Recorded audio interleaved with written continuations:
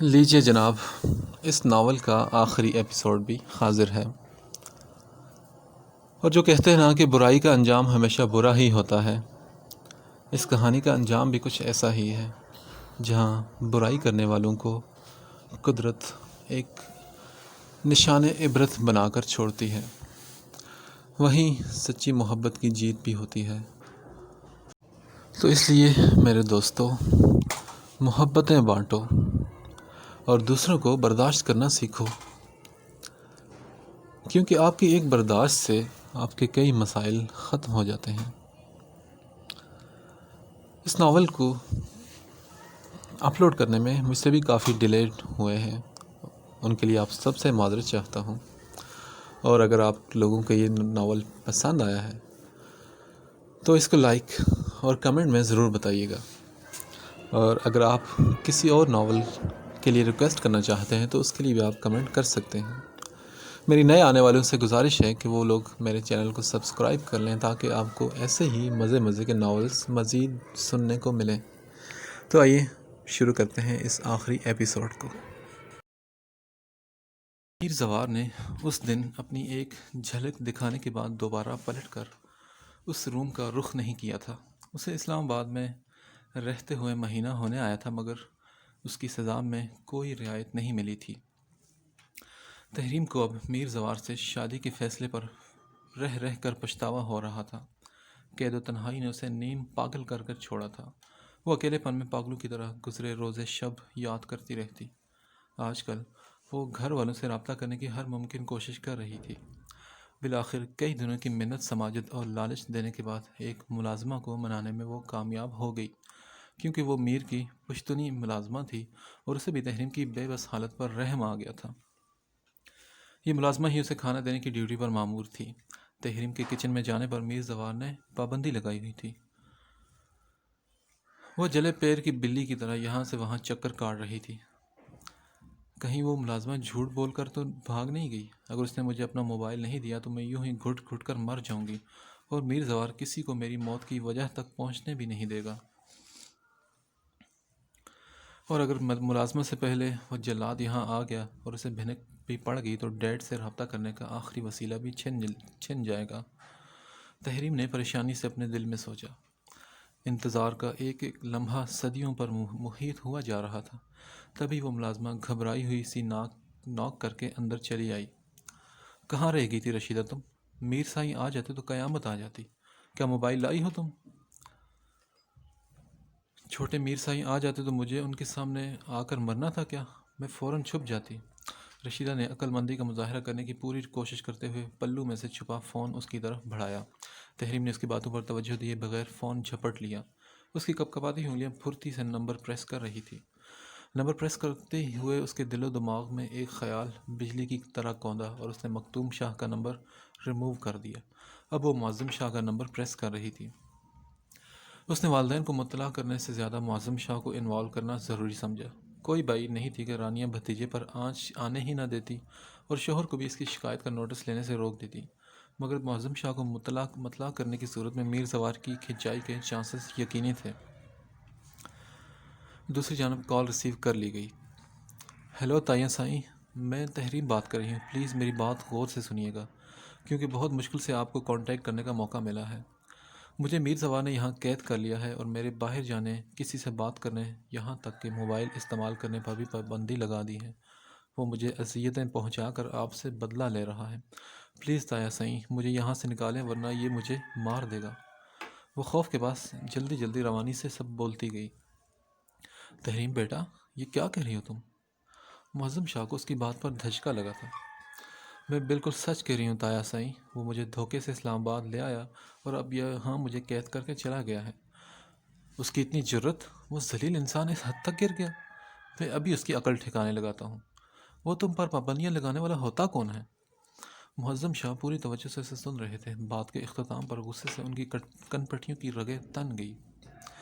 Please تایا سائیں، آپ جلدی کچھ کریں۔ اگر اسے ہمارے رابطے کا علم ہو گیا تو وہ میرے ساتھ بہت بری طرح پیش آئے گا۔ وہ بہت برا انسان ہے اور اس میں انسانیت نام کی کوئی چیز نہیں۔ تحریم کی ڈری سہمی آواز پر معظم شاہ کا خون کھولنے لگا۔ ابھی میں زندہ ہوں بیٹے، تمہیں اس سے ڈرنے کی ضرورت نہیں۔ میں اسی وقت اسلام آباد کے لیے نکل رہا ہوں۔ معظم شاہ نے غصہ کنٹرول کرتے ہوئے بھاری آواز میں اسے تسلی دی۔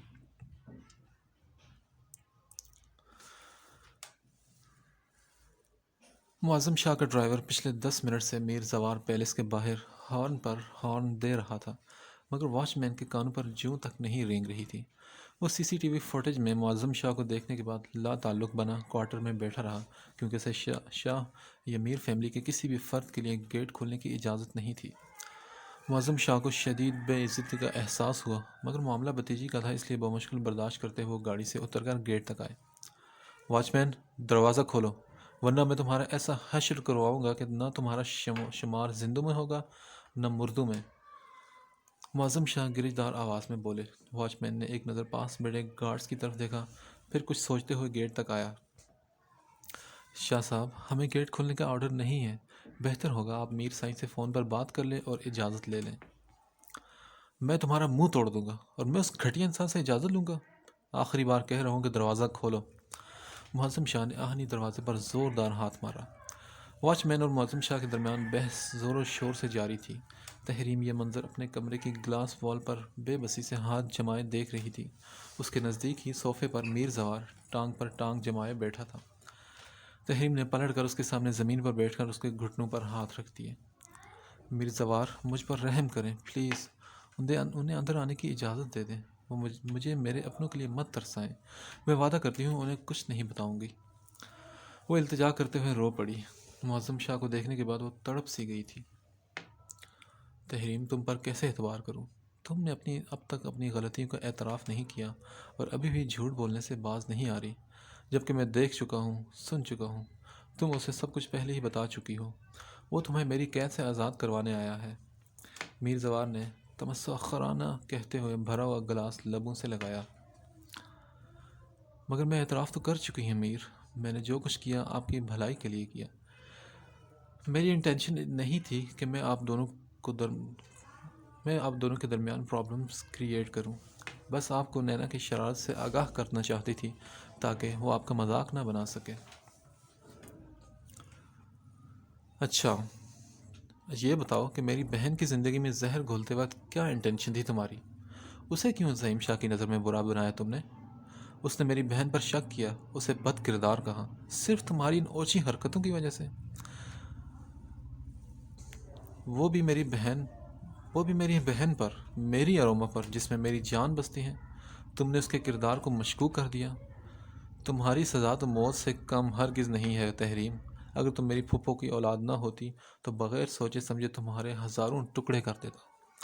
وہ اس کا بازو دبوچے غصے سے غرایا۔ میر زوار ہر بات سے باخبر ہے، یہ جان کر تحریم دونوں ہاتھوں میں سر تھام کر پھوٹ پھوٹ کر رونے لگی۔ معظم شاہ بکواس کرتے ہوئے وہاں سے چلے گئے تھے۔ تحریم، میں تمہیں ایک آخری موقع دے رہا ہوں، اپنا خرافاتی دماغ استعمال کیے بغیر عمل کر سکو تو اس کے بعد شاید بیوی کا درجہ دے سکوں، مگر میرے دل میں جگہ بنانے کی کوشش بھی مت کرنا۔ اس کی جگہ تم کبھی نہیں لے سکتی۔ تمہیں حویلی جانے کی اجازت مل سکتی ہے، مگر اس کے لیے تمہیں خود زعیم شاہ کے سامنے اپنا گناہ کا اعتراف کرنا ہوگا۔ تم نے اس رات جو کیا وہ سب بیان کرو گی۔ تم اسے اروما کی پاکیزگی کا یقین دلاؤ گی، اسے شادی کے لیے کنونس کرو گی۔ میر زوار آگے کی طرف جھکا، ایک ایک لفظ پر زور دے کر بول رہا تھا۔ تحریم پھٹی پھٹی آنکھوں سے اسے دیکھنے لگی۔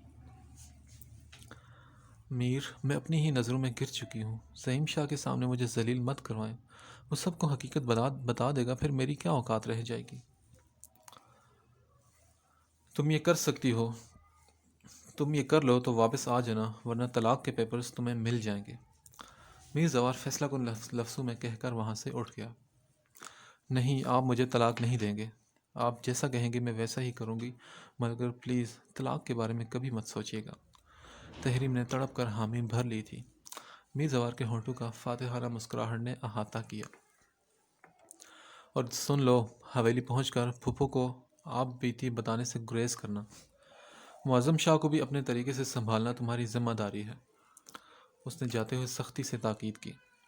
ساجد سائیں، تم معظم شاہ کو کال کرو، اسے کہو کہ اپنی بھتیجی کو یہاں سے لے جائیں۔ میر زوار نے اپنے بیڈ روم میں پہنچ کر ساجد کو حکم دیا۔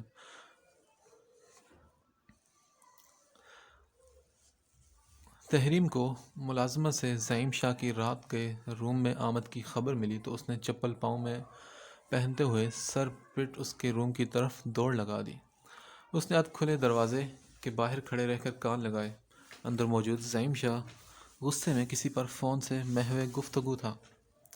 تحریم چند لمحے باہر کھڑی سنتی رہی، پھر دروازہ دھکیل کے اندر چلی آئی اور دیوار سے ٹیک لگا کر اس کی بات ختم ہونے کا انتظار کرنے لگی۔ میں تم سے بعد میں بات کرتا ہوں۔ زعیم شاہ نے ایک نظر اس پر ڈال کر فوراً ہی فون بند کر دیا۔ کیسی ہو تحریم؟ بہت دنوں بعد آئی ہو، گھر میں سب خیریت تو ہے نا؟ خیریت نہیں ہے زعیم، اس لیے تم سے ملنے آئی ہوں۔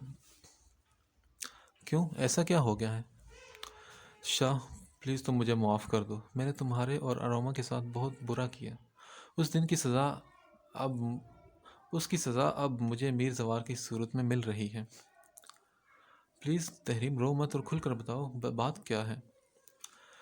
شاہ اس رات جب تم میر ہاؤس آئے تھے، اروما صوفے پر سوئی ہوئی تھی اور میر ارحان اس کے پاس بیٹھا تھا۔ وہ سب میری پلاننگ تھی۔ میں نے اروما کی چائے میں سلیپنگ پلز مکس کی تھی، جس کی وجہ سے وہ سو گئی تھی اور میر ارحان کو لگا کہ وہ بے ہوش ہو گئی ہے۔ یہ سب میں نے جان بوجھ کر کیا تھا کیونکہ تم مجھے پک کرنے آنے والے تھے۔ میں نے اروما کو تمہاری نظروں میں گرا کر تمہارے دل میں اپنی جگہ بنانی چاہی تھی، مگر سب الٹ ہوتا چلا گیا۔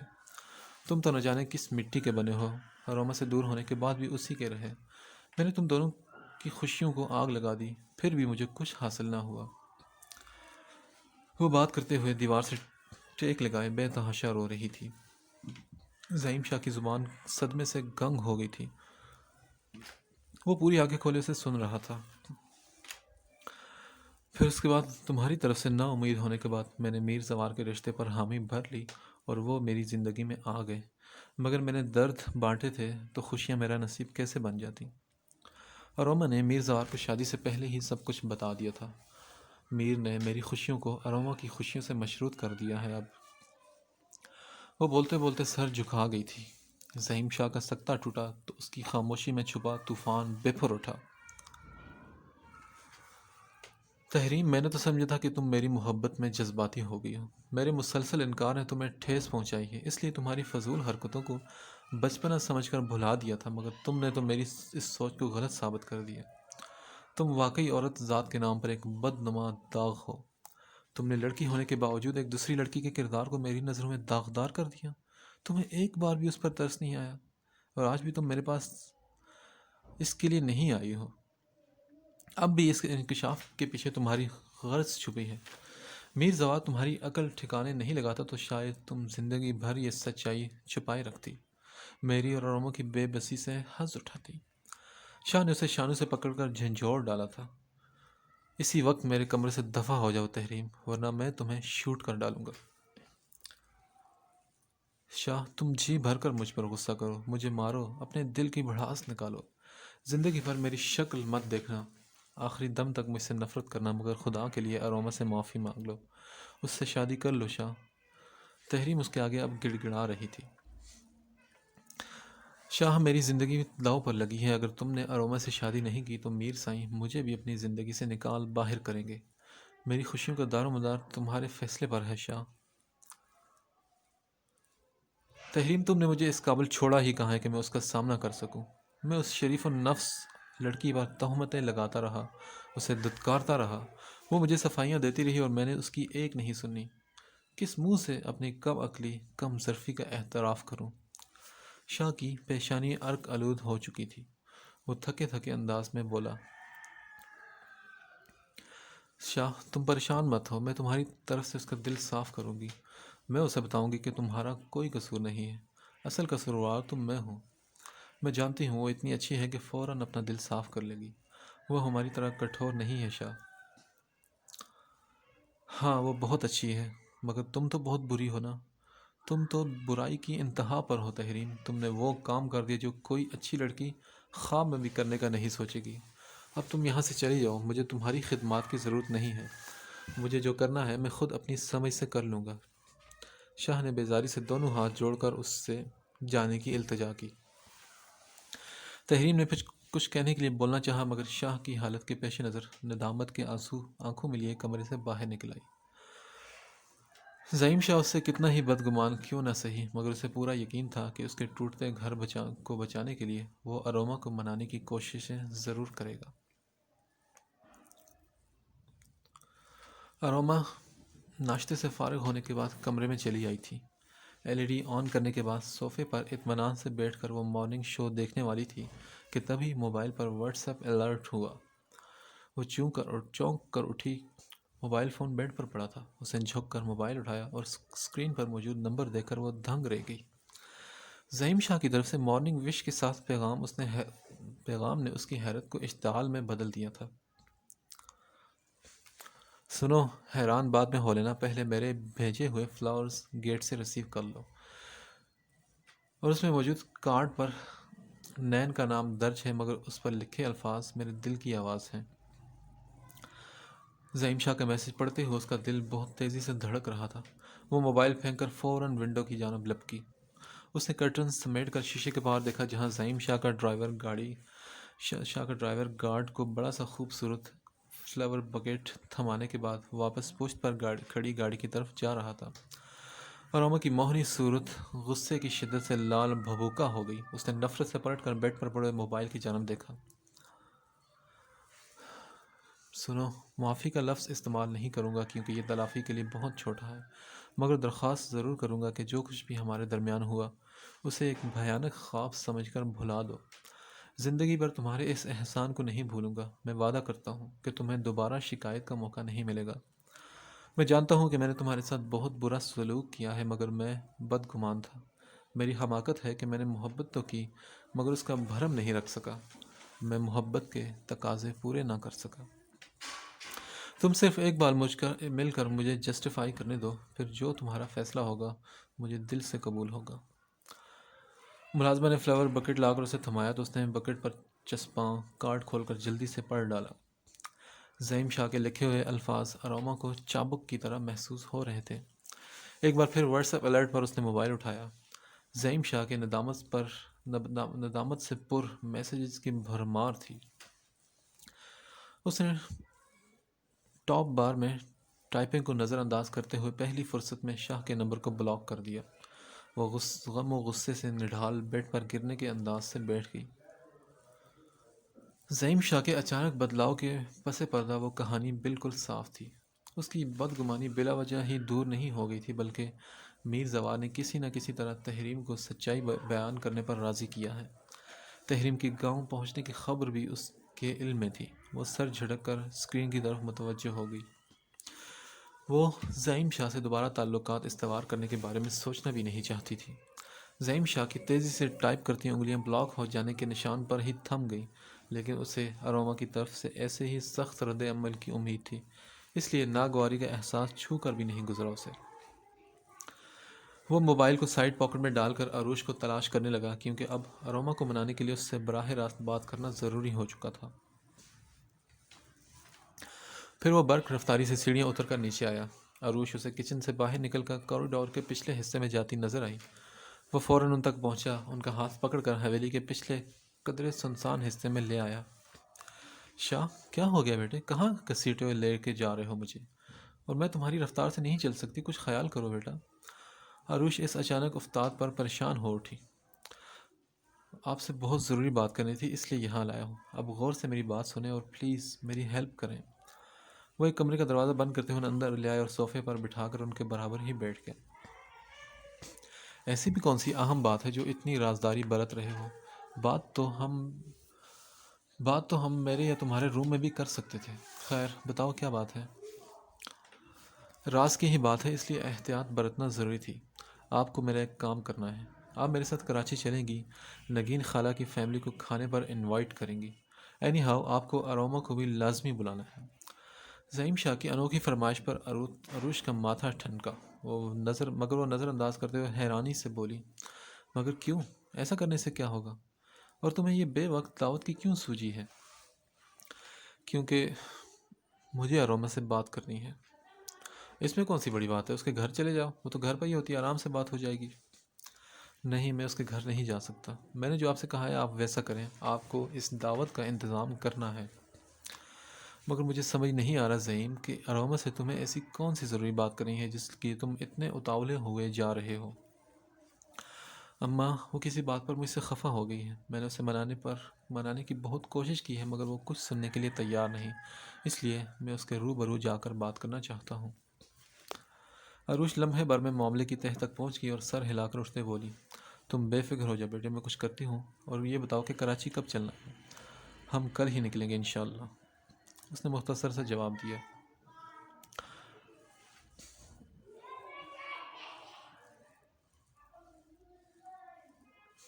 اروما لان میں بیٹھی تانیہ، عروش اور نگین کی باتوں سے اکتا کر اندر چلی آئی۔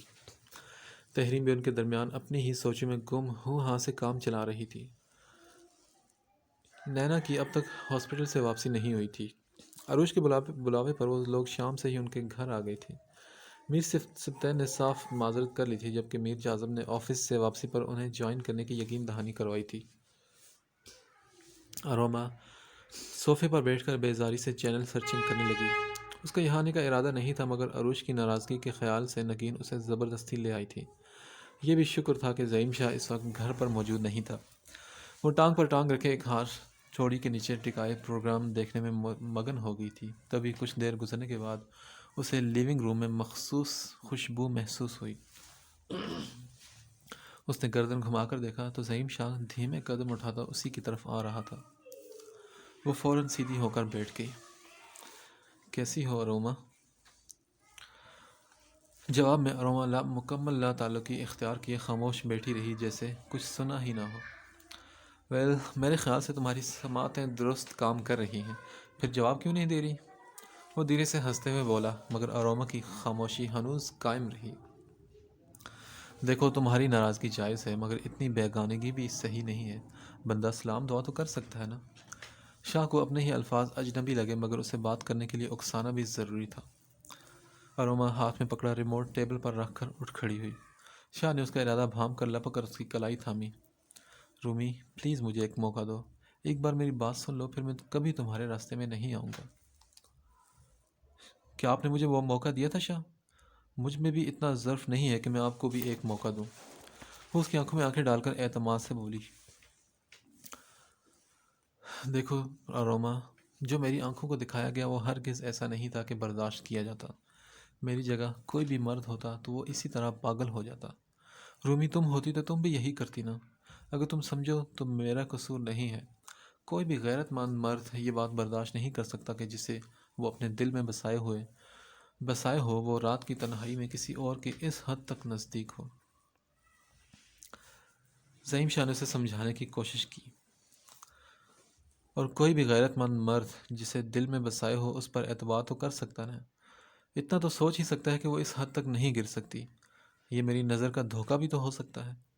وہ بھی چپتے ہوئے لہجے میں چبا چبا کر بولی، ہاں رومی، یہی تو میری خطا ہے کہ میں غصے میں اندھا ہو گیا، میری عقل و فہم بھی ناکام ہوگی۔ مگر اب میں نے ریئلائز کیا ہے کہ محبت میں اعتبار بہت اہم ہے اور اس کے بغیر محبت کا کوئی وجود نہیں۔ نہیں شاہ، میرا اب محبت پر اعتبار اٹھ چکا ہے۔ میرے خیال سے ایسی محبت کا کوئی فائدہ نہیں جو ایک نظر کے دھوکے سے قائم نہ رہ سکے۔ وہ سختی سے اپنا ہاتھ چھڑا کر بولی، آپ نے میرے بھائی جیسے کزن کے ساتھ میرا نام جوڑ کر مجھے میری ہی نظروں میں گرایا تھا۔ میں آپ کو اس کے لیے کبھی معاف نہیں کر سکتی۔ وہ مقام آپ کو نہیں دے سکتی جو میرے دل میں آپ کے لیے پہلے تھا۔ وہ حتمی انداز میں کہہ کر دوپٹہ درست کرتی وہاں سے چلی گئی۔ سنو رومی، تحریم کی ضلالت کی سزا مجھے مت دو پلیز۔ وہ کمینگی کی انتہا پر پہنچ کر بھی اپنے مقصد میں کامیاب نہیں ہو سکی۔ میں تمہیں اپنے دل سے کبھی نہیں نکال سکا رومی، تمہاری جگہ کسی کو نہیں دی۔ تم بھی سمجھ چکی ہوگی کہ اس نے ایسا کیوں کیا۔ باہر کھڑی تحریم ان کے مابین ہونے والی گفتگو میں اپنے ذکر پر نفرت سے سر جھٹکتی ہوئی اپنے کمرے کی جانب جانے کے لیے سیڑھیوں کی طرف بڑھ گئی تھی۔ نہیں شاہ، ان کی ضلالت سے آپ کا ایمان تو ڈانو ڈول ہو گیا تھا نا۔ میری نظر میں ان سے زیادہ قصوروار آپ ہیں۔ وہ یہ کہہ کر رکی نہیں، منہ پھوڑ کر سرعت سے باہر چلی گئی تھی۔ شاہ کے چہرے پر ملال کی سرخی چھا گئی۔ وہ تھکے تھکے انداز میں صوفے پر بیٹھ گیا۔ جو کچھ وہ اسے کہہ چکا تھا ان لفظوں کو سوچ کر اسے خود بھی شرمندگی محسوس ہو رہی تھی، اور انہیں مٹانا یا گیا وقت واپس لانا اس کے لیے آسان نہیں تھا۔ یہ کیا ڈرامہ ہے؟ ہمیں یہاں کیوں بلوایا ہے؟ اور میرے ملازموں کو حکم دینے والے تم ہوتے کون ہو؟ معظم شاہ باوجود ضبط کے اسے دیکھتے ہی پھٹ پڑے تھے۔ ڈرائیو وے سے 20 منٹ تک انہیں جس انداز میں لایا گیا تھا ان کی ہمت جواب دے گئی تھی۔ انہیں اندازہ ہو چکا تھا کہ یہ میر زوار کی حرکت بلا جواز نہیں ہو سکتی۔ شاہ صاحب، ایسی بھی کیا بے صبری ہے؟ ذرا سانس تو لیں، پھر یہ بھی بتا دیں گے کہ آپ کو یہاں کیوں بلوایا ہے اور آپ کو واپس کب اور کس حال میں پہنچانا ہے۔ میر زوار ان کے مقابل تن کے کھڑا چپتے ہوئے لہجے میں بولا۔ کیا مطلب؟ کیا کرنا چاہتے ہو تم؟ ہم سے بیسمنٹ میں ملنے کا کیا تک بنتا ہے؟ معظم شاہ اندر سے خاصے گھبرائے تھے مگر بظاہر اکڑ کر بولے۔ ان کے ساتھ کھڑی تحریم کے چہرے پر بھی ہوائیاں اڑ رہی تھی۔ آپ جیسے انسانیت سے گرے ہوئے آستین کے سانپوں سے ملنے کے لیے میں ایسی ہی جگہوں کا انتخاب کرتا ہوں۔ میر زوار بھی غصے سے بولا۔ منہ سنبھال کر بات کرو، مجھ سے اس لہجے میں بات کرنے کی تمہاری جرت کیسے ہوئی؟ معظم شاہ نے بھڑک کر اس کا گریبان دبوچ لیا تھا۔ ایسے ہی جیسے تم نے میرے ماں باپ کو بے موت مارنے کی جرت کی تھی، جیسے تم نے بچپن میں مجھے یتیم کرنے کی جرت کی تھی، جیسے تم نے میرے ہنستے بستے گھرانے کو لمحوں میں اجاڑنے کی جرت کی تھی، جیسے تم نے میرے باپ کی پیٹھ پر وار کرنے کی جرت کی تھی۔ میر زوار نے اپنا گریبان ایک جھٹکے سے معظم شاہ کے ہاتھ سے چھڑایا اور انہیں صوفے پر دھکیل دیا۔ اسلحہ بردار گارڈز نے اپنی گنز لوڈ کر کے معظم شاہ پر تان دی تھی۔ تحریم کے منہ سے بلند و بانگ چیخ برآمد ہوئی۔ وہ دور کھڑی تھر تھر کانپ رہی تھی۔ معظم شاہ کے سر پر دیواریں آ رہی تھی، کیونکہ انتہائی شفاف طریقے سے کام کرنے کے باوجود بھی میر زوار کے منہ سے اپنے ماضی کے کارنامے سن کر ان کے حواس کام کرنا چھوڑ گئے تھے۔ ان کی زبان تالو سے چپک کر رہ گئی تھی۔ انہوں نے بدکت خود کو سنبھالا، پھر تمام ہمتیں جمع کر کے اعتماد سے بولے۔ تم مجھ پر سراسر ایک گھٹیا الزام لگا رہے ہو۔ تمہیں ضرور کوئی غلط فہمی ہوئی ہے۔ میں بھلا انہیں کیوں قتل کروں گا جبکہ ہمارے درمیان کوئی رنجش باقی ہی نہیں رہی تھی؟ یہی تو میں جاننا چاہتا ہوں معظم شاہ، کہ جب دشمنی ختم کر دی گئی تھی، دلوں کو صاف کر لیا گیا تھا، قدورتیں مٹ چکی تھی، پھر تم نے کون سی آگ کو میرے باپ کے خون سے بجھایا تھا؟ اس نے معظم شاہ پر جھکتے ہوئے ان کی آنکھوں میں آنکھیں ڈال کر بپھرتے ہوئے پوچھا۔ تمہارے پاس کیا ثبوت ہے کہ ان کو میں نے قتل کیا ہے؟ پوری دنیا جانتی ہے کہ ان دونوں کا ایکسیڈنٹ ہوا تھا۔ معظم شاہ نے بے خوفی سے جھوٹ بولا، مگر میر زوار نفی میں سر ہلاتا پیچھے ہٹا، پھر ساجد کی جیب سے تصاویر نکال کر معظم شاہ کی نظروں کے سامنے لہرائی۔ کیا تم اسے پہچانتے ہو؟ یہ وہی ہے جسے تم نے میرے باپ کو موت کے گھاٹ اتارنے کے لیے پورے 5 کروڑ روپے کیش اور ایک فلیٹ دیا تھا۔ تصویر کو بغور دیکھنے کے بعد معظم شاہ کا رنگ لٹھے کی مانند سفید ہو گیا۔ تصویر کو جھٹلاتے ہوئے شاید وہ کوئی کہانی گڑھ ڈالتے، مگر میر زوار کے منہ سے نکلنے والے الفاظوں نے ان کی قوت گویائی سلب کر دی تھی۔ تم اب مجھ سے کیا چاہتے ہو؟ میں تم سے تمہاری سانسیں چھین لینا چاہتا ہوں۔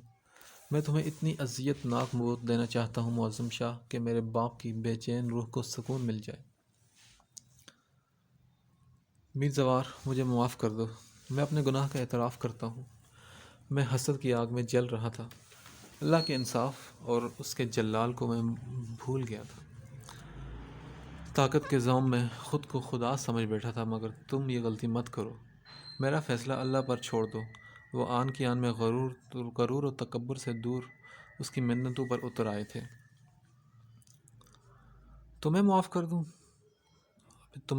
دوں تو اپنے باپ کے پاس کس منہ سے جاؤں گا؟ تمہیں سزا دیے بغیر تو میں ان کا سامنا بھی نہیں کر سکتا۔ میر زوار کے لہجے میں بلا کا کرب اور دکھ تھا۔ میں اگر تمہیں اللہ کے نام پر زندہ چھوڑ بھی دوں تو بھی مجھے یقین ہے کہ تم مجھے ایک نہ ایک دن ضرور ڈسو گے، کیونکہ تمہاری فطرت سانپ سے ذرا بھی مختلف نہیں ہے۔ نہیں میر زوار، میں وعدہ کرتا ہوں، میں اپنی بیٹی نینا کی قسم کھا کر کہتا ہوں کہ تمہیں کبھی نقصان نہیں پہنچاؤں گا۔ تمہارے باپ کو قتل کروانے کے بعد فوراً ہی مجھے اپنی غلطی کا احساس ہو گیا تھا۔ میں بہت پچھتایا، مگر یہ غلطی سدھاری نہیں جا سکتی تھی۔ تم میرا یقین کرو میر کہ میں بہت شرمندہ ہوں۔ معظم شاہ پرنم لہجے میں رنجیدگی سے بولے، خبردار، میری نینا کا نام بھی اپنی زبان سے مت لینا، وہ میری بیوی ہے۔ دوبارہ اس کی سر کی جھوٹی قسم کھائی تو میں یہیں زندہ زمین میں گاڑ دوں گا تمہیں۔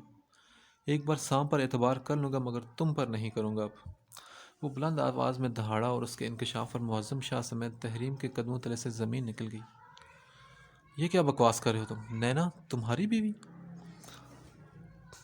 ہاں، وہ میری بیوی ہے، میری پہلی بیوی، اور ہمیشہ میری پہلی اور آخری بیوی رہے گی، کیونکہ یہ عورت بھی میری بیوی بننے کے قابل نہیں ہے۔ اس کی فطرت میں بھی تمہاری طرح زہریلی ہے۔ اسے نفرت سے تحریم میر زوار نے نفرت سے تحریم کی طرف اشارہ کیا، جو بت بنی دیوار کے ساتھ لگی پتھرائی ہوئی آنکھوں سے میر زوار کو دیکھ رہی تھی۔ نہیں، تم جھوٹ بول رہے ہو، اس کا تم سے کوئی تعلق نہیں، تم صرف مجھے ذہنی اذیت سے دوچار کرنے کے لیے اس کا نام لے رہے ہو۔ معظم شاہ نے اٹھ کر اس کا گریبان دبوچ لیا۔ معظم شاہ، پچھلے 6 ماہ سے وہ میری بیوی ہے، وہ میری زندگی میں شامل ہے، اور اگر تمہارا وقت اتنی جلدی نہیں آ جاتا تو بہت جلد تمہیں اپنے بیٹے سے بھی ملوا دیتا، مگر دور سے، کیونکہ تم تو اپنے نواسے کا خون بہانے سے بھی گریز نہیں کر سکے گے۔ معظم شاہ نے موبائل کی اسکرین میر زوار نے موبائل کی اسکرین معظم شاہ کے چہرے کے سامنے کی، جس میں ان دونوں کے نکاح کی ویڈیو چل رہی تھی۔ نکاح کی ویڈیو نے معظم شاہ کو بہت بلندی سے منہ کے بل زمین پر گرا دیا تھا۔ میر زوار، تمہیں مجھ سے بدلہ لینا ہے، میری جان لے کر تمہارا بدلہ پورا ہو جائے گا، مگر خدا را اس کھیل میں میری بیٹی کی مت گھسیٹو، وہ بے قصور ہے۔ تمہیں یاد ہے معظم شاہ، تم نے اپنے ذاتی معاملات میں کتنی بے قصور لڑکیوں کو گھسیٹا ہے؟ یاد ہے یا میں یاد دلاؤں؟ اس کی بات سن کر معظم شاہ کی نظروں میں کئی منظر ایک ساتھ گھوم گئے۔ انہوں نے بے بسی سے اپنی پیشانی کو مسلا۔ میں تمہاری طرح گھٹیا اور گرا ہوا نہیں ہوں معظم شاہ، مرد ہوں، اور میری مردانہ انا کو یہ گوارا نہیں ہے کہ تم سے بدلہ لینے کے لیے کسی عورت کو استعمال کروں۔ میں نے نینا سے خفیہ نکاح اس فتنہ انگیز عورت کی وجہ سے کیا ہے۔ اس نے میری نینا کو، میری محبت کو مجھ سے دور کرنے کے لیے اپنا گندا دماغ استعمال کیا۔ اگر یہ ہمارے بیچ نہ آتی تو آج دنیا کی نظر میں وہ میری بیوی ہوتی، مگر میری بیوی تو اب وہی رہے گی، کیونکہ اسے تو میں تمہارے ساتھ ہی اوپر روانہ کرنے والا ہوں۔ میر زوار نے یہ کہتے ہوئے دہشت ناک اور خوفناک آنکھوں سے تحریم کی طرف اشارہ کیا۔ تحریم یہ سن کر بولی، نہیں نہیں، آپ ایسا نہیں کر سکتے، آپ میرے ساتھ جیسا بھی سلوک کریں، مگر اس قدر بے رحمانہ فیصلہ مت کریں۔ میں آپ کو صفائی تو دے چکی ہوں، میں نے صرف آپ کی بھلائی چاہیے۔ 1000 بار کہہ چکی ہوں کہ میرا ارادہ غلط نہیں تھا، صرف طریقہ کار غلط تھا۔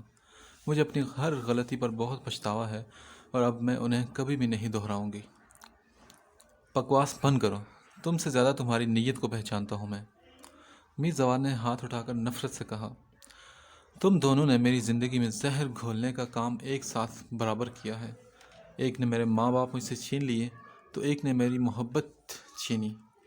تمہیں اس خطا کے لیے شاید معافی مل جاتی، کیونکہ نینا کو تو دنیا کی کوئی طاقت مجھ سے جدا نہیں کر سکتی، مگر جو گھٹیا کھیل تم نے میری بہن کی عزت کے ساتھ کھیلا، اس کے لیے تمہاری سزا موت سے کم نہیں ہو سکتی۔ میر زوار، میری بات سنو، ٹھنڈے دماغ سے میری بات سنو۔ ہم سے غلطیاں ہوئی ہیں، مگر اب تم ہماری جان لے کر بھی گزرے وقت کو واپس تو نہیں لا سکتے۔ دیکھو، تم کہو گے تو میں پورے خاندان کے سامنے اپنا جرم قبول کرنے کو تیار ہوں۔ میں سب کو حقیقت بتاؤں گا۔ اگر تم نینا سے نکاح کر چکے ہو تو اس سے عزت دار مقام دینا چاہتے ہو تو بھی مجھے اس شادی پر کوئی اعتراض نہیں ہوگا۔ میں راضی بخوشی سے تمہارے ساتھ رخصت کر دوں گا، کسی کو کوئی اعتراض نہیں ہوگا۔ تم فقط ایک بار میری بات پر غور کرو۔ میر زوار کے خطرناک حد تک بگڑے تیوروں کو دیکھ کر معظم شاہ کا خون خشک ہو رہا تھا۔ وہ انتہائی عاجزی سے اس سے درخواست کرنے لگا، کیونکہ اسے کسی بھی طرح میر زوار کو بہلا پھسلا کر اس کے شکنجے سے نکلنا تھا۔ اس کے 10-12 گارڈز کی موجودگی میں تو ان کی منت سماجت ہی ان دونوں کو بچا سکتی تھی، کیونکہ وہ سب میر زوار کے ایک اشارے کے منتظر کھڑے تھے۔ میں تمہیں معاف کر دوں اور زندہ سلامت جانے بھی دوں، اور تم یہاں سے نکلتے ہی گرگٹ کی طرح رنگ نہ بدلو، یہ تو ممکن نہیں ہے معظم شاہ۔ میر زوار نے طنزیہ کہتے ہوئے زبردست قہقہا لگایا۔ تم جیسے چاہو اپنی تسلی کر لو، خدا کی قسم تمہیں کبھی مایوسی نہیں ہوگی، میں اپنی نینا کی خاطر سب کچھ کرنے کے لیے تیار ہوں۔ انہیں اپنی جان کی لالے پڑے تھے، اس لیے وہ تحمل سے بولے، ہاں میں بھی نینا کو آپ کی بیوی کی حیثیت سے دل و جان سے قبول کر لوں گی، اور مجھے اس کے ساتھ رہ کر خوشی ہوگی۔ میں آپ دونوں کی خدمت کروں گی، اس کے سامنے کبھی اپنی اہمیت نہیں جتاؤں گی۔ مجھے آپ کے نام کے سہارے کی ضرورت ہے، اور مجھے کچھ نہیں چاہیے۔ تحریم نے بھی موقع غنیمت جان کر بھیگی آنکھوں سے اسے جی بھر کر مطمئن کرنے کی کوشش کی۔ میر زوار چند پل کے لیے سوچ میں پڑ گیا تھا۔ گھنی شیو پر ہاتھ پھیرتے ہوئے وہ مضطرب سا ٹہلتے ہوئے ساجد کے پاس آیا، جو خاموش نظروں سے اسی کو دیکھ رہا تھا۔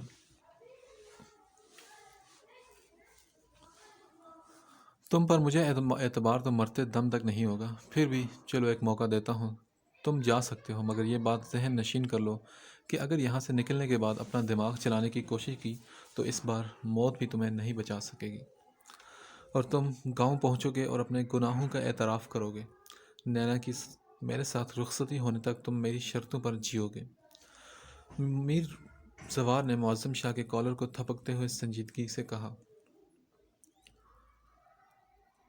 اور یہ کمپیوٹرائز چپ ہر پل تمہارے ساتھ رہے گی۔ تم نے غلطی سے بھی اسے خود سے الگ کرنے کی کوشش کی تو انجام کے لیے تیار رہنا، مجھے تمہاری گردن تک پہنچنے میں زیادہ وقت درکار نہیں ہوگا۔ اور تحریم کو بھی اپنے ساتھ لے جاؤ، شادی تک یہ بھی گاؤں میں ہی رہے گی۔ میر زوار نے ایک مائکرو چپ ایک پین کی صورت میں ان کی شرٹ کی اوپری جیب میں اٹکا دی۔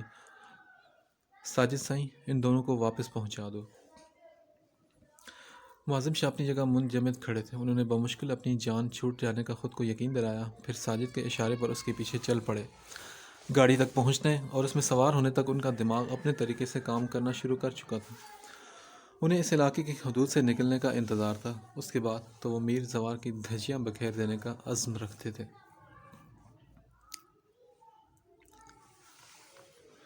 معظم شاہ گاڑی میں بیٹھے پیچ و تاب کھا رہے تھے، ان کا بس نہیں چل رہا تھا کہ میر زوار کا کیما بنا دیں۔ نینا سے اس کے نکاح کی خبر نے تو میر زوار کے لیے ان کی نفرت کو اور زیادہ کر دیا تھا۔ وہ موقع کی تلاش میں تھے، مگر گھر پہنچنے تک خاموشی سے بیٹھے رہنا ان کی مجبوری تھی۔ میر زوار کے ڈرائیور کی موجودگی میں ان کا خاموش ہی رہنا بہتر تھا۔ اب گھر میں پہنچنے تک انہیں صبر کے گھونٹ پی کر گزارا کرنا تھا۔ انہوں نے ایک نظر تحریم کے ستے ہوئے چہرے پر ڈالی، وہ نینا اور زوار کے نکاح کا سوگ منا رہی تھی، یہ اس کے چہرے پر درج تھا۔ پینٹ کی جیب میں پڑے موبائل فون کی تھر تھراہٹ پر انہوں نے تحریم کے چہرے سے نظر ہٹا کر جیب میں ہاتھ ڈال کر موبائل نکالا، اور اسکرین پر موجود نام دیکھ کر منہ میں ہی کڑواہٹ گھلتی چلی گئی۔ معظم شاہ، تم نے یہ سوچ بھی کیسے لیا کہ میں تمہیں ایک بھی موقع دوں گا؟ میں نے تمہاری آنکھوں میں کمینی سوچ کو اسی وقت پڑھ لیا تھا، اور میں نے سمجھ گیا تھا کہ تم کتے کی دم ہو جو کبھی سیدھی نہیں ہو سکتی۔ میں مان گیا کہ تم ایک ماہر کھلاڑی ہو، موت کو اس قدر نزدیک سے محسوس کرنے کے باوجود بھی تمہاری فطرت نہیں بدلی، اس لیے میں نے اپنا فیصلہ بدل دیا۔ تمہیں گولیوں سے بھوننے پر میرا بدلہ پورا نہیں ہوتا، اور میرے دل کو بھی چین نہ ملتا۔ تمہاری موت بھی میرے ماں باپ کی طرح ایک روڈ ایکسیڈنٹ ہی ثابت ہوگی، تبھی مجھے اور میرے باپ کی روح کو قرار ملے گا۔ میر زوار، ایسا مت کرو، معظم شاہ نے بلبلا کر اسے پکارا۔ شاہ صاحب، بہت مبارک ہو، تم موت کی شاہراہ پر قدم رکھ چکے ہو۔ میر زوار نے یہ کہتے ہوئے کال ڈسکنیکٹ کر دی۔ اس کے رابطہ منقطع کرتے ہی ڈرائیور سیٹ سمیت دروازہ کھول کر مہارت کے ساتھ چلتی ہوئی گاڑی سے اتر گیا۔ معظم شاہ حق تک ڈرائیور کو جاتا ہوا دیکھ رہے تھے۔ اس کے گاڑی سے اترتے ہی ایک دیو ہیکل ٹرالرز نے ان کی گاڑی کو بیک وقت دونوں سائیڈوں سے ہٹ کیا۔ گاڑی میں معظم شاہ اور تحریم کی بھیانک چیخیں گونج کر خاموش ہو گئی۔ زعیم شاہ کی سماعتوں پر معظم شاہ اور تحریم کے روڈ ایکسیڈنٹ اور دونوں کی اس ایکسیڈنٹ میں موت کی خبر ایک بم بن کر گری تھی۔ اس کے مضبوط ہاتھ میں موجود موبائل لرز گیا تھا۔ اس کے مضبوط اعصاب ہل کر رہ گئے۔ موت کی تصدیق کے بعد موبائل اس کے ہاتھ سے چھوٹ کر زمین پر گر پڑا۔ وہ دونوں ہاتھوں میں سر تھام کر پھوٹ پھوٹ کر رو پڑا۔ وہ اتنی ہمت بھی جمع نہیں کر پا رہا تھا کہ جا کر ماں اور چاچی کو یہ خبر دے۔ یہ خیال ہی اس کی جان نچوڑے جا رہا تھا کہ کیسے وہ اپنی باپ کی موت کی خبر سب کو سنائے گا، وہ کیسے اپنی دادی کو سنبھالے گا۔ بہت دیر تک آنسو بہانے کے بعد وہ بکھرا ہوا سا ڈرائنگ روم سے نکل کر گھر کے اندرونی حصے میں آ گیا۔ رات کافی گزر چکی تھی، اس لیے سب اپنے کمروں میں جا چکے تھے۔ رانیہ اور مکتوم جلدی سونے کے عادی تھے، مگر عروش جاگتی رہتی تھی، اس لیے وہ بوجھل قدموں سے ان کے کمرے میں آ گیا۔ عروش واش روم کا دروازہ بند کر کے مڑی تو زعیم شاہ کو دیکھ کر چونک پڑی۔ شاہ بیٹے، یہ تمہارے چہرے کو کیا ہوا؟ کیوں رو رہے ہو؟ کیا اروما سے جھگڑا ہوا تمہارا؟ شاہ نے نفی میں گردن ہلائی۔ باوجود ضبط کے ایک آنسو لڑک کر گال پر بہہ نکلا۔ پھر کیا ہوا بیٹا، کیوں رو رہے ہو؟ آپ وعدہ کریں کہ جب میں آپ کو بتاؤں گا وہ بات کہ میں کیوں رو رہا ہوں تو آپ بھی نہیں روئیں گی۔ وہ بھاری آواز میں نظریں چراتے ہوئے بولا۔ ایسی کیا بات ہے شاہ، پلیز میرا دل مت دہلاؤ۔ عروش خوف زدہ ہوگی۔ زعیم شاہ نے اپنے گلے سے لگا لیا۔ اماں، بابا اور تحریم ہمیں چھوڑ کر چلے گئے۔ اسلام آباد پہنچنے کے بعد ان کا ایک ایکسیڈنٹ ہو گیا۔ زعیم شاہ نے دھیرے سے ٹوٹے ہوئے لہجے میں انہیں خبر دی۔ نہیں شاہ، تم جھوٹ بول رہے ہو، ایسا نہیں ہو سکتا۔ وہ دونوں آج ہی تو یہاں سے گئے تھے، وہ ہمیں کیسے چھوڑ کر جا سکتے ہیں؟ عروش پھٹی پھٹی آواز میں بولتے ہوئے اس سے دور ہو گئی۔ وہ جا چکے ہیں اماں، آپ کو خود کو اور باقی سب کو سنبھالنا ہوگا۔ میں انہیں لینے اسلام آباد جا رہا ہوں۔ زعیم شاہ اذیت کو دباتے ہوئے بردباری سے بولا۔ عروش دھاڑے مار کر رونے لگی۔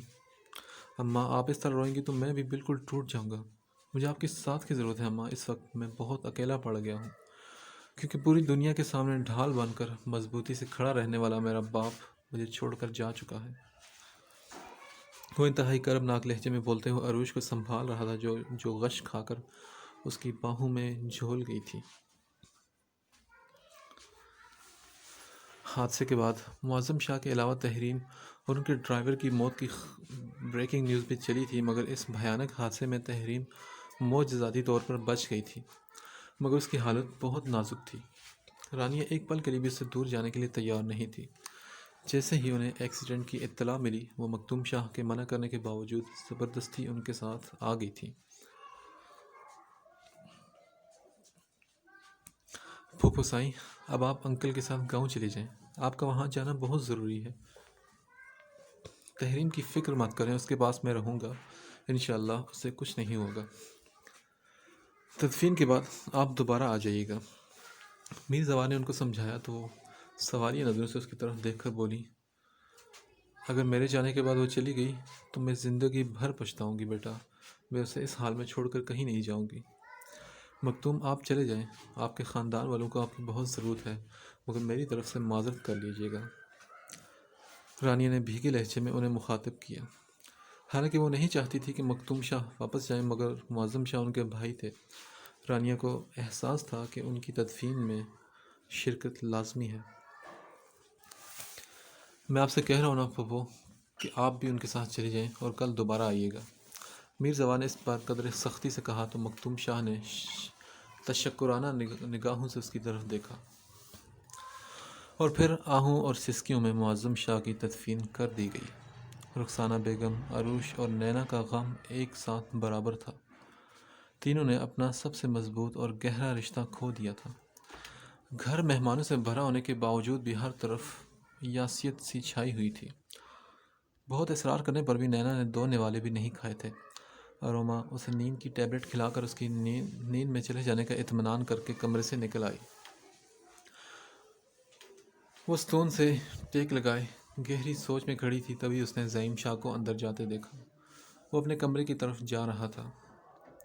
اروما صبح سے اس سے تعزیت کرنا چاہ رہی تھی، مگر وہ نظر ہی نہیں آیا۔ اب اسے اوپر جاتے دیکھا تو تمام زیادتیاں اور تمام نفرتیں بھلائے وہ اس کے پیچھے چلی گئی۔ زعیم شاہ تھک کر بے حال سے صوفے پر بیٹھا گہری سوچ میں گم تھا۔ اس کی آنکھیں شدت غم سے سرخ ہو رہی تھیں۔ وہ دھیرے سے دروازہ بند کر کے اندر آ گئی اور اس کے سامنے رکھی ٹیبل پر خاموشی سے بیٹھ گئی۔ رومی، میں نے بہت مضبوط سہارا کھو دیا ہے آج۔ میں اپنے باپ کے بغیر خود کو بہت ادھورا محسوس کر رہا ہوں۔ ابھی مجھے ان کے ساتھ کی سخت ضرورت تھی، ان سے بہت کچھ سیکھنا تھا۔ میرے بابا سائی کی کمی مجھ سے برداشت نہیں ہو رہی۔ زعیم شاہ ضبط اور حوصلے سے پورا دن خود پر قابو رکھنے کے بعد بالآخر اروما کی گود میں سر رکھ کر رو پڑا۔ رومی، جو ہمارے دل کے بے حد قریب ہوتے ہیں وہ اتنی جلدی دور کیوں چلے جاتے ہیں؟ بابا سائی نے ہمارے درمیان بہت فاصلہ رکھا تھا، مگر پھر بھی وہ میرے دل کے بہت قریب تھے، کیونکہ وہ فاصلے پہ رہنے کے باوجود بھی دنیا کے سب سے بہترین باپ تھے۔ شاہ، اللہ پاک نے موت اور زندگی کا فیصلہ اپنے پاس رکھا ہے۔ جس کو جتنا وقت دیا ہے وہ اتنی ہی زندگی جیے گا۔ کسی کا وقت جلد اور کسی کا بدیر، بہرحال آ کر ہی رہتا ہے، اور وہی رب ہمیں اپنے پیاروں سے بچھڑنے کے بعد صبر اور ان کے بغیر زندگی جینے کا حوصلہ بھی دیتا ہے۔ اب آپ کو بھی صبر کرنا ہوگا، ہمت اور حوصلے سے آپ کو کام لینا ہوگا۔ اگر آپ کمزور پڑ جائیں گے تو نینا اور خالہ جان کو کون سنبھالے گا؟ اس وقت ان دونوں کو آپ کے مضبوط سہارے کی ضرورت ہے۔ انکل کے بعد ان کے سر کا سایہ آپ ہیں۔ وہ زعیم شاہ کی پشت سہلاتے ہوئے نرمی سے سمجھانے لگی۔ معظم شاہ کے گزرنے کے بعد پوری حویلی پر گہرا جمود طاری ہو گیا تھا، جو مہینوں گزرنے کے باوجود بھی قائم تھا۔ عروش کی عدت کی مدت بھی پوری ہو چکی تھی، مگر ان کی زندگی بے رنگ اور آنکھوں کا سونا پن دن بدن بڑھتا ہی چلا جا رہا تھا۔ دوسری جانب تحریم کے بھی 4 آپریشن کیے جا چکے تھے، مگر اس کے بے جان وجود میں زندگی کی کوئی رمق پیدا نہیں ہو سکی۔ ایکسیڈنٹ میں اس کی ریڑھ کی ہڈی بری طرح متاثر ہوئی تھی اور سر میں بھی شدید چوٹیں لگنے کی وجہ سے پچھلے 5 ماہ سے وہ کوما میں تھی۔ ڈاکٹرز کا کہنا تھا کہ وہ اب کبھی بھی زندگی کی طرف لوٹ کر نہیں آ سکتی۔ وہ سب کچھ دیکھ سکتی ہے، وہ سب سن رہی ہے، مگر وہ حرکت نہیں کر سکتی۔ آج بھی میر زوار نے ڈاکٹرز کی ایک ٹیم کو امریکہ سے بلوایا تھا۔ انہوں نے بھی مکمل معائنے کے بعد مایوسی ظاہر کی تھی۔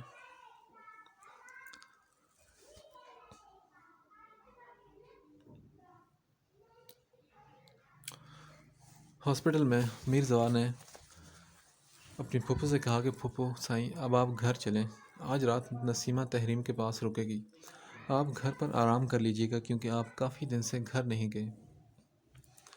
میں یہیں ہوں، ٹھیک ہوں میر، تم جاؤ، تمہیں آفس بھی دیکھنا ہوتا ہے، صبح شام یہاں کے بھی چکر لگاتے ہو، تم تھک جاتے ہوگے۔ اور زوار، آج میں تم سے کچھ بات بھی کرنا چاہتی ہوں۔ رانیہ بیگم سنجیدگی سے کہتے ہوئے خاموش ہو کر اسے بولتی گئیں۔ جی بولیے پھوپھو، میں سن رہا ہوں۔ میر، میری شدید خواہش تھی کہ تمہاری جلد از جلد شادی ہو جائے اور تم اپنی بیوی بچوں کے ساتھ خوش رہو۔ پھر میں نے تحریم سے تمہاری شادی کروانے کے بارے میں سوچا تاکہ تم کبھی مجھ سے دور نہ رہو، مگر بعض اوقات ہم جو سوچتے ہیں وہ ہوتا نہیں، کیونکہ قسمت کے کھیل ہی نرالے ہوتے ہیں۔ تحریم سے شادی تمہاری زندگی کو مزید ویران کر گئی۔ میری بیٹی تو اب شاید ہی زندگی کی طرف لوٹ سکے، اور میں تمہیں اس کا پابند بھی نہیں کرنا چاہتی۔ میر سائیں، تم میری خاطر دوسری شادی کر لو، تم اپنی زندگی کو آگے بڑھنے دو۔ میر زوار نے حیرانگی سے ان کی طرف دیکھا۔ وہ بولی، میر، میں تمہیں یوں تنہا نہیں دیکھ سکتی، تم اپنا گھر بسا لو، تمہارے گھر بسنے سے حویلی کی رونقیں دوبارہ لوٹ آئیں گی، اور اگر اللہ نے چاہا اور تحریم ہوش میں آ گئی تب بھی میں اسے سمجھا لوں گی، تم اس کی طرف سے فکر مند مت ہونا۔ رانی بیگم دھیمے سے اسے سمجھا رہی تھی۔ میر زوار خاموشی سے ڈرائیونگ کرتے ہوئے انہیں سن رہا تھا۔ تحریم کے زندہ بچ جانے کی اسے اتنی پرواہ نہیں تھی جتنا فکر مند وہ نینا کے لیے تھا۔ تحریم کے زندہ بچ جانے کی صورت میں نینا کو گھر لانے والا راستہ اسے سجھائی نہیں دے رہا تھا، مگر رانیہ نے ایسے وقت میں اسے مشورہ دیا تھا کہ اس کی مشکل بھی آسان کر دی تھی۔ وہ کئی دنوں کے ذہنی خلفشار کے بعد یکدم خود کو ہلکا پھلکا محسوس کرنے لگا۔ اسے اپنے قسمت کے دھنی ہونے پر فخر محسوس ہوا۔ پھر اس کے دل نے خود پر اللہ کی خاص مہربانی کا بھی شکر ادا کیا، کیونکہ اس کے راستوں میں آنے والی رکاوٹیں خود بخود ہی دور ہوتی چلی جاتی تھیں، اور یہ قدرت کی ہی عنایت تھی کہ وہ جس منزل کو پانا چاہتا اس کے لیے راستے خود بخود بنتے چلے جاتے تھے۔